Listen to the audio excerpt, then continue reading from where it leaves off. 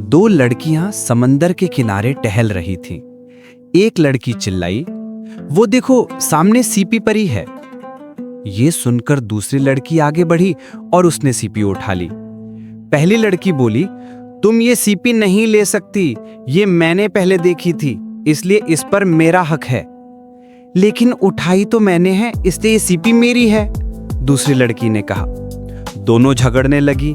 एक ने थप्पड़ मारा, दूसरी ने लात चलाई। अभी वो लड़ ही रही थी कि इधर से एक आदमी गुजरा। उसने पूछा, क्या बात है, क्यों लड़ रही हो? पहली लड़की बोली, देखिए आप ही इंसाफ कीजिए, ये सीपी मैंने पहले देखी थी, इसलिए मेरी है।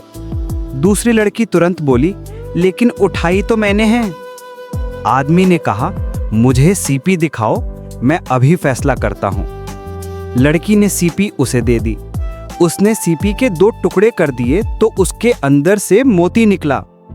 आदमी ने मोती अपनी जेब में रखा और बोला, देखो भाई, एक लड़की ने सीपी देखी, दूसरी ने उठाई, इसलिए दोनों का उस पर बराबर का हक है।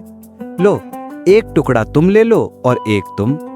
ये कहकर वो आदमी हंसता हुआ चला गया और दोनों लड़कियां हाथ मलती रह गईं।